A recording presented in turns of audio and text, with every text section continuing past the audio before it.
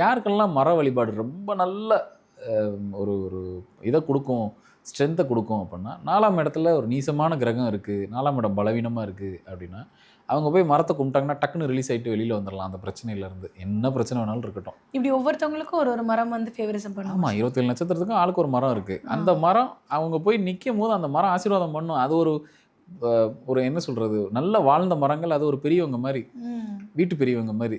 நீங்கள் போய் கேட்கும் போது ஆசீர்வாதத்தை கொடுத்துரும் அந்த மரம். நல்ல வாழ்ந்த மரங்கள்லாம் பார்த்தீங்கன்னா. அப்படின்னா என்ன அர்த்தம் இங்கே அப்படின்னா, அப்போ வீட்டுக்கு பக்கத்தில் நமக்கான நட்சத்திர மரம் வைக்கிறது நல்லது. இது முதன்மை. இல்லை சார், எனக்கு அதுக்கான வாய்ப்பெல்லாம் இல்லை இன்றைக்கி. ஆனால் நான் வீட்டுக்குள்ளே என்னோடய ஜன்னல், கதவு, மெயின் டோரு இங்கெல்லாம் நான் வுட்டு பயன்படுத்தலாம் அப்படின்னா, நான் என்ன மாதிரி வுட்டு பயன்படுத்தினா, என் நட்சத்திரத்துக்கு எந்த மரம் சரியாக வருதோ அந்த மரத்துக்கான வுட்டை நான் எங்கேயாவது ஒரு இடத்துலையாவது உள்ளே கொண்டு வந்துடணும். கூடுமான வரைக்கும் அதுலேயே ஜன்னல், சட்டம், அந்த ஃப்ரேம் பண்ணுறது, மெயின் டோர் பண்ணுறது, அந்த மாதிரி பண்ணால் ரொம்ப நல்லது.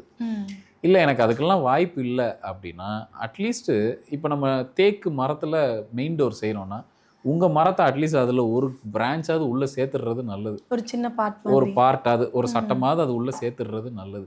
இதெல்லாம் என்ன செய்ய போகுது, ஒரு மரம் என்ன செய்ய போகுது அப்படின்னா, நீங்கள் என்றைக்கு உங்களுக்கான மரத்தை அந்த வீடு ஃபுல்லாக நிரப்ப ஆரம்பிச்சிட்டிங்களோ, அந்த வீடு நீங்கள் வாழ்கிற வரைக்கும் உங்களுக்காக அந்த வீடு ஹெல்ப் பண்ணிக்கிட்டே இருக்கும், பாசிட்டிவ் எனர்ஜியை ஏற்படுத்திக்கிட்டே இருக்கும். நீங்கள் கேட்காமலே சில விஷயத்தை வீட்டுக்குள்ளே கொண்டு வந்து கொடுத்துக்கிட்டே இருக்கும்.